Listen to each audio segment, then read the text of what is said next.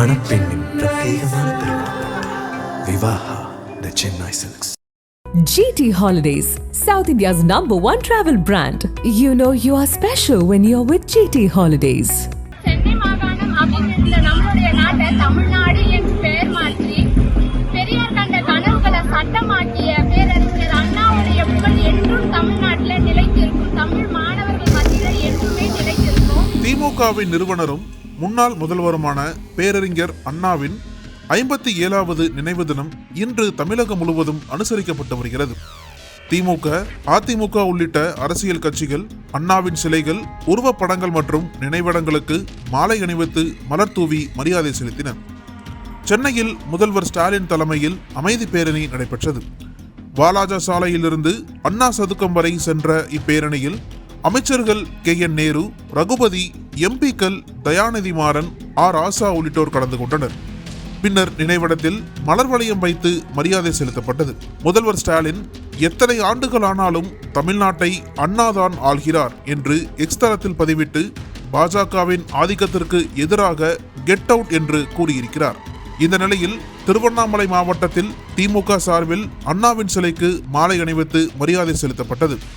மேலும் திமுக மாணவர் அணி சார்பில் நினைவு ஊர்வலம் நடத்தப்பட்டு அண்ணாவின் கொள்கைகளை நினைவு கூர்ந்து அஞ்சலி செலுத்தப்பட்டது. மாவட்டம் முழுவதும் கட்சி நிர்வாகிகள், தொண்டர்கள் பெருந்திரளாக பங்கேற்றனர்.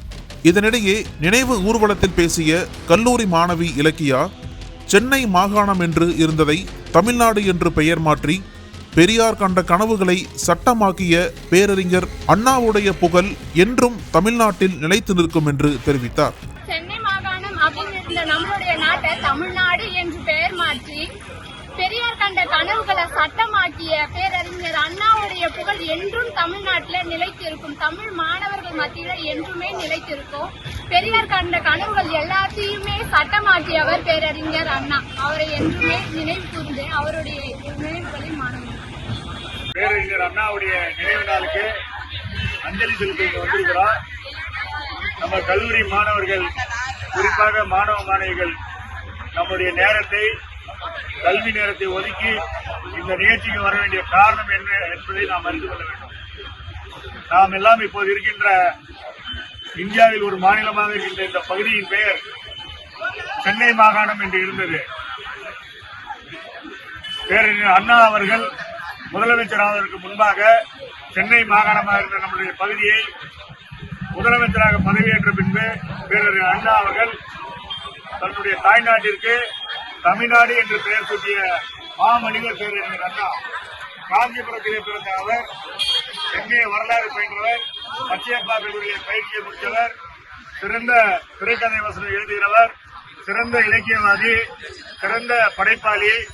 இது எல்லாவற்றையும் விட இந்த மண்ணிற்கு, இந்த மாநிலத்திற்கு, நம் இனத்திற்காக பெரியார் என்னென்ன கொள்கைகளை முழங்கினாரோ, அது பெண் சுதந்திரமாக இருந்தாலும் சரி, பெண் விடுதலையாக இருந்தாலும் சரி, பெண்கள் முன்னேற்றமாக இருந்தாலும் சரி, பிற்படுத்தப்பட்ட, ஒடுக்கப்பட்ட, தாழ்த்தப்பட்ட மக்கள் இடஒதுக்கீடு பெறுவதற்காக இருந்தாலும், பெரியாருக்கு முன்பு இருந்த பல தலைவர்கள் போராடிய தமிழ்நாட்டு மக்களுக்காக, தமிழ்நாட்டு மைந்தர்களுக்காக குரல் கொடுத்த அத்தனை உரிமைகளையும் சட்டமாக்கி தந்த பெருமை பேரறிஞர் அண்ணாவையே சேரும்.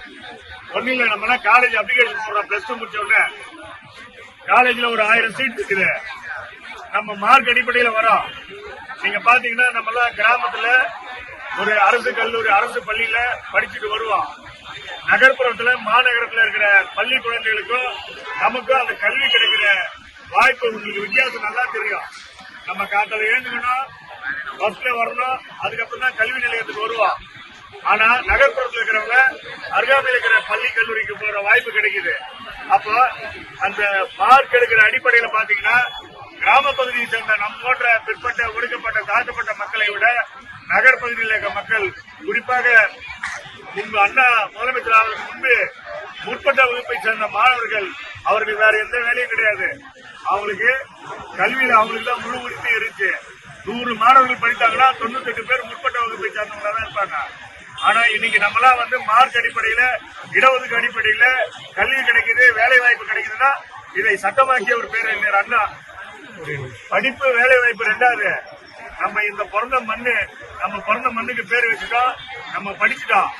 வேலை வாய்ப்பு முதல்ல பாத்தீங்கன்னா 100 பேர் அரசு வேலையில் இருக்கிறாங்கன்னா 99 பேர் உயர் ஜாதியை சார்ந்தவங்க தான் இருப்பாங்க. நமக்கெல்லாம் அரசு வேலை கிடைக்காது. படிச்சுட்டு சும்மா இருக்கணும்.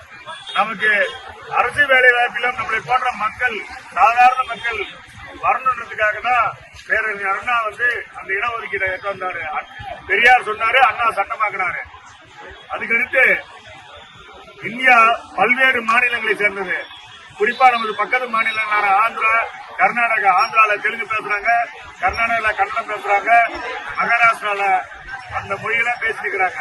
ஆனா தமிழ்நாட்டுல தமிழ் நம்ம அதிகம் பேசுறோம். தமிழ்ல படிச்சுட்டோம், ஒரு டிகிரி வாங்கிட்டோம், வேலைக்கு போறோம், அரசு வேலை கிடைச்சிட்டு தனியார் வேலைக்கு போனோம். இப்ப பாத்தீங்கன்னா ஐடி ஃபீல்டு உச்சத்துல இருக்குது.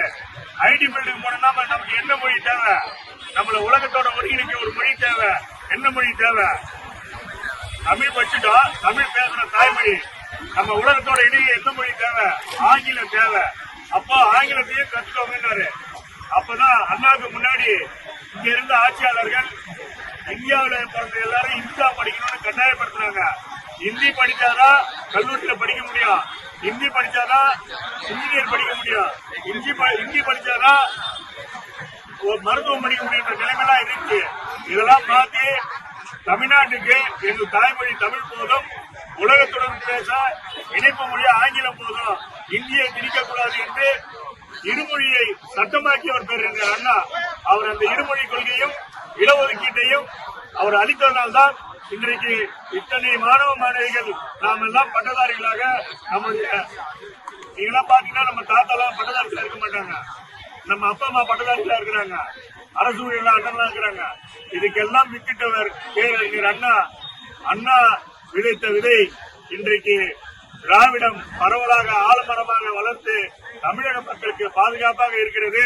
நாளைய சமுதாயமாக இருக்கின்ற மாணவ செல்வர்கள், நீங்கள் இந்த இருமொழி கொள்கையையும் இடஒதுக்கீட்டையும் நாம் தொடர்ந்து பெற வேண்டும் என்றால் இன்றைக்கு பெரியார் வழியில், அண்ணா வழியில், டாக்டர் கலைஞர் வழியில் சிறப்பாக ஆட்சி நடத்தி கொண்டிருக்கின்ற முத்துவேல் கருணாநிதி ஸ்டாலின் அவர்கள் கருத்தினை வழிபடுத்த நாம் எல்லாம் தொடர்ந்து திராவிட இயக்கத்தை, திராவிட முன்னேற்ற கழகத்தை வலுப்படுத்த நமது சகோதர சகோதரிகளை, நண்பர்களை, அக்கம் பக்கத்தாரை நாம் இணைத்து இந்த மொழிக் கொள்கையும் திராவிட உணர்வையும் காப்பாற்ற பாடுபடுவோம் என்று அண்ணா நினைவு நாளில் நாம் அனைவரும் உறுதியேற்றுக் கொள்வோம் என்று கேட்டு உங்களுடைய அத்தனை பணிகளுக்கிடையேயும் பேரறிஞர் அண்ணாவை மறக்காமல் இந்த நிகழ்வு வருகை தந்த அத்தனை கல்லூரி மாணவ மாணவிகள், அன்பு சகோதரர்கள், உங்கள் அனைவருக்கும் நன்றி நன்றி நன்றி.